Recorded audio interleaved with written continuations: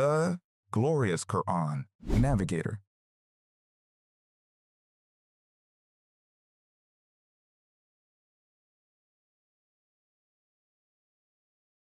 পরম করুণাময় অসীম দয়ালু আল্লাহর নামে আরম্ভ করছি। সে ভ্রু কুঞ্চিত করল এবং মুখ ফিরিয়ে নিল, যেহেতু তার নিকট এক অন্ধ আগমন করেছিল।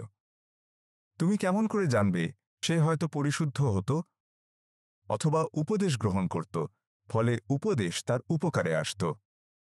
পক্ষান্তরে যে পরোয়া করে না, তুমি তার প্রতি মনোযোগ দিয়েছ, অথচ সে নিজে পরিশুদ্ধ না হলে তোমার কোনো দায়িত্ব নেই।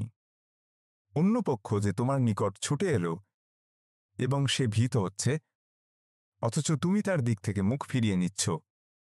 না, এই আচরণ অনুচিত, এটা তো উপদেশবাণী। যে ইচ্ছা করবে সে ইহা স্মরণ রাখবে।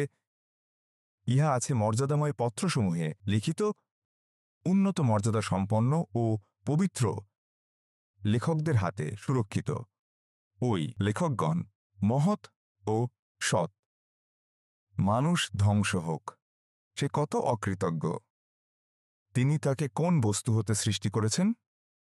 শুক্রবিন্দু হতে তিনি তাকে সৃষ্টি করেন, পরে তার পরিমিত বিকাশ সাধন করেন, অতঃপর তার জন্য পথ সহজ করে দেন, অতঃপর তার মৃত্যু ঘটান এবং তাকে কবরস্থ করেন।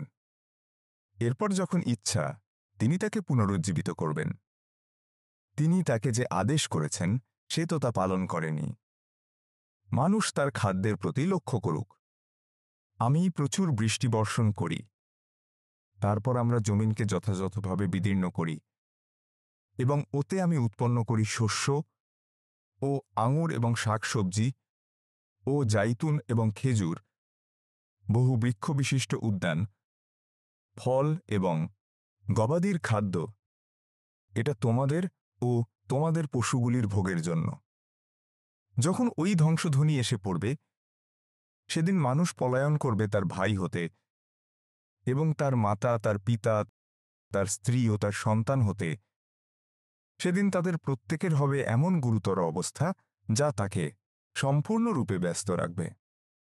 সেদিন বহু মুখমণ্ডল হবে দীপ্তিমান, সহাস্য ও প্রফুল্ল, এবং অনেক মুখমণ্ডল হবে সেদিন ধূলি ধূসরিত।